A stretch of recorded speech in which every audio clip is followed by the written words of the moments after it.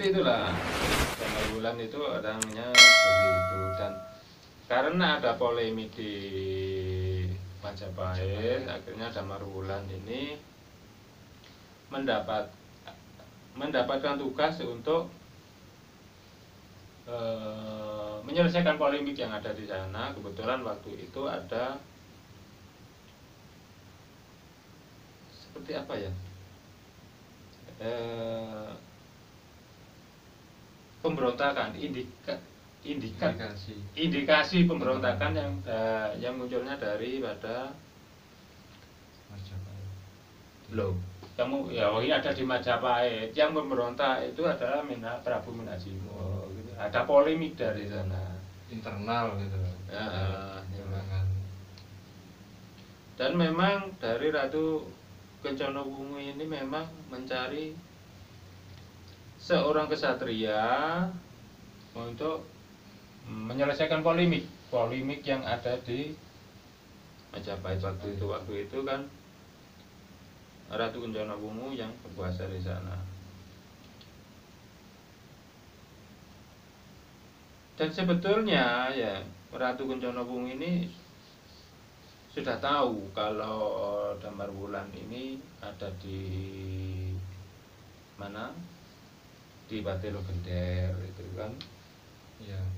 Memang dari awal itu yang diajukan itu Damar Wulan. Nah, jadi Ratu Kencana Wungu ini mengutus, suruh mencarikan seorang kesatria yang dapat menyelesaikan polemik ini, dan yang diajukan itu adalah tidak lain keponakan Patelo Gender sendiri, yaitu Damar Wulan tadi ya.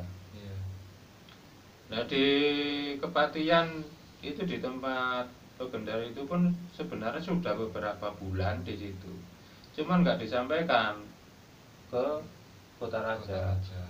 Jadi nggak tahu. Nah itu ya, akhirnya bagaimanapun caranya ingin tahu ya keberadaan daripada Damar Wulan. Sebetulnya sudah sudah menyuruh Telik Sandi itu untuk mencari itu. Ya sudah tahu memang sebenarnya, tapi ditunggu-tunggu kok gak nyampe-nyampe, muncul Damar Wulan ini. Ternyata ada di Patelo Gender itu, di situ tidak direkomendasikan kepada Nganu, malah disuruh merawat kuda.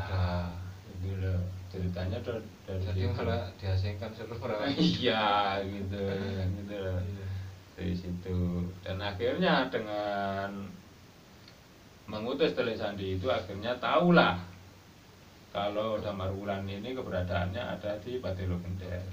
Dan akhirnya Ratu Kencana Wungu pun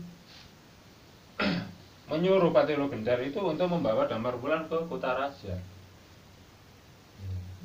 Walaupun di sana itu ya memang orang baik ya, walaupun nulis di sio-sio ya seneng ya. Terus akhirnya dibawa ke Kota Raja, dihadapkan ke Kencana Wungu. Di sana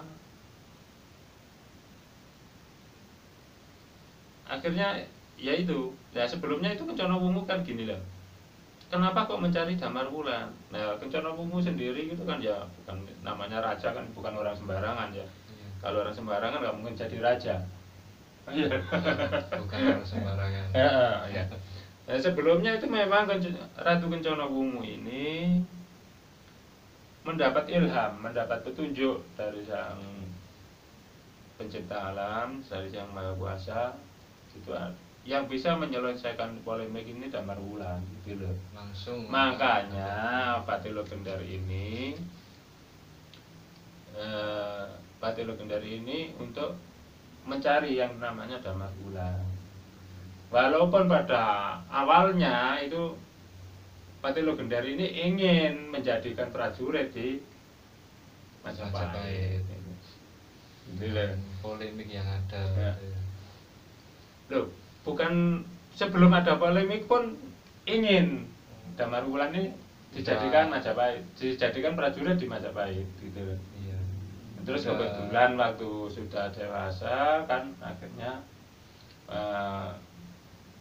itu tadi Kencana Wungu akhirnya dapat ilham untuk itu mencari Damar Wulan itu untuk menyelesaikan polemik itu.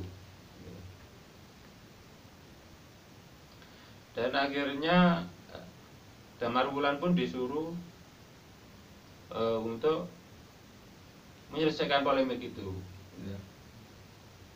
Menyelesaikan polemik yang ada di Majapahit, yaitu indikasi pemberontakan yang dilakukan oleh siapa?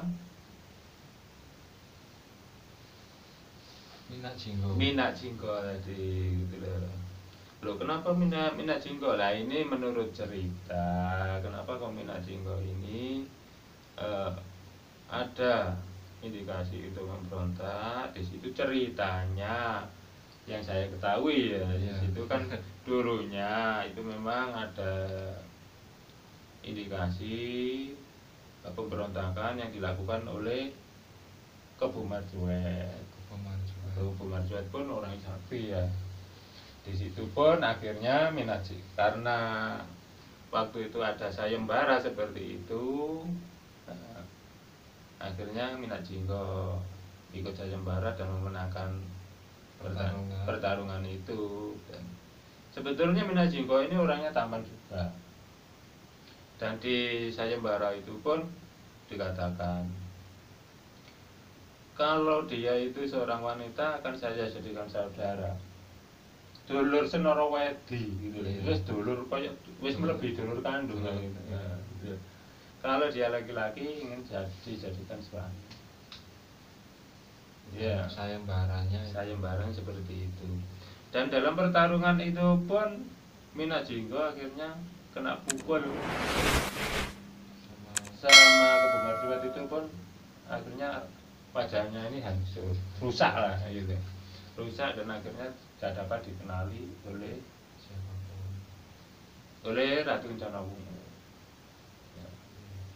Karena sudah rusak dan Minak Jinggo ini pun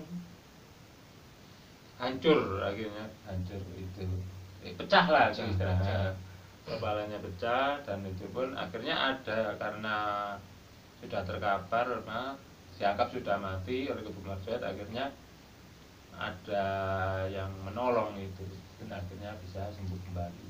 Terus tapi wajahnya itu tidak dikenali lagi. Terus yang menolong itu yang menolong ada yang menolong itu memang ada, cuman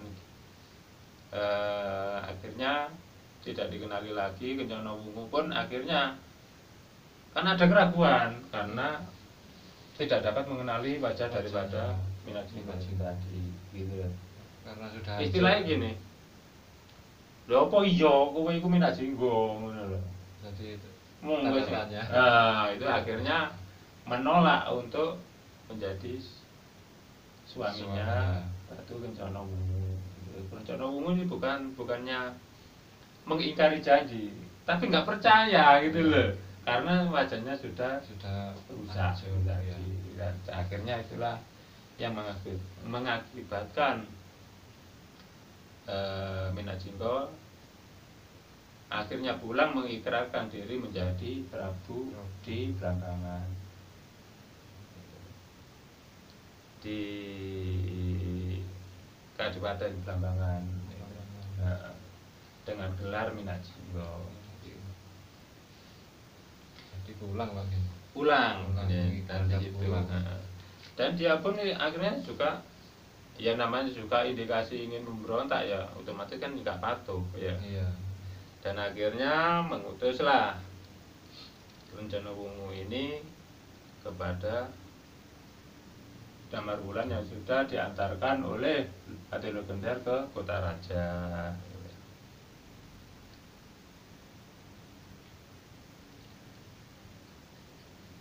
Dan akhirnya Damar Wulan ini pun akhirnya berangkat ke Blambangan untuk istilahnya mengemban amanah dari Kencana Wungu untuk bertarung sama Minak Jinggo. Dan di sana pun ya gini, Damar Wulan pun itu diketawakan sama Minat Jinggo. Minat Jinggo memang terkenal sakti ya karena punya senjata gada besi kuning itu ya. Itu karena diketawakan. Gitu loh. Opo iya sih kowe iku ate nantang aku ngono. Kayak nggak percaya. Ya ora percaya wong arep iki. Kowe iku lho istilah arep wingi sore kok ate nantang-nantang ngono. Ibaratnya nggak mungkin gitu.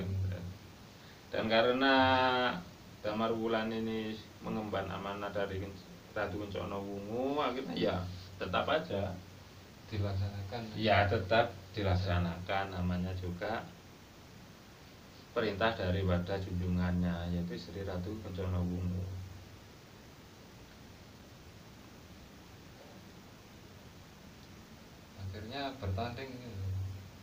Akhirnya bertanding juga. Gitu. Dan waktu dalam pertandingan itu pun Damar Wulan ini kena pukul senjatanya kan ini terkapar situ. Mesti kode kuning itu. Kode kuning. Jadi terkapar dan tidak sadarkan diri, sudah dianggap mati lah sama. Mungkin kena satu pukulan udah nggak bangun. Hanya satu pukulan. Itu. Nggak bangun. Ya memang sudah wis mati lah. Sudah pingsan. Dan waktu itu kan mau dipenggal kepalanya sama senjatanya siapa? Minat Jinggo, yaitu pedang apa itu namanya itu, pedangnya ya kan senjatanya ada dua, itu pedang apa itu enggak sama selirnya itu enggak boleh gitu ya, dihalangi ya gitu. Ada yang melihat daripada Damar Wulan ini sudah tidak berdaya, ya wis dianggap sudah mati. Wong wis mati kaya apa sih kok kate dipenggal kepalae gitu lho. Gitu. Lah sama Dewi itu Dewi Wahita sama Dewi Puyengan. Itu selir daripada Minat Jinggo yang dulunya itu istri daripada Kebu Marsuet yang dikalahkan Minat Jinggo itu yang dulu ya. Dan karena itu dianggap sudah mati, akhirnya gak usah lah gitu loh. Lampu wis mati kok kate dipenggal kepala gitu loh. Ya, akhirnya Minat Jinggo pun akhirnya pulang ke Blambangan dan ditinggalkanlah Damar Wulan di tempat pertempuran itu. Dan akhirnya di situ karena sudah ditinggal, akhirnya ditolong sama pamannya yang mengikuti daripada Damar Wulan sama Wahita dan Dewi Puyengan. Ditolong, akhirnya dibawa ke seorang resi, akhirnya bisa sembuh. Dan karena sudah mengetahui cerita daripada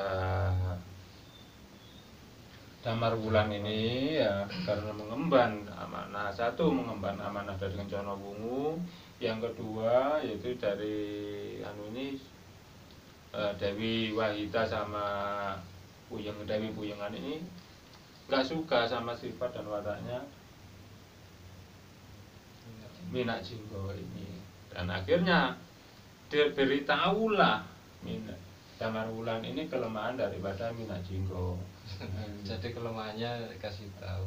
Dibocorkan. Kelemahannya itu dari sini. Akhirnya cerita bahwa kelemahannya dari senjatanya sendiri. Godo kuning tadi. Godo kuning.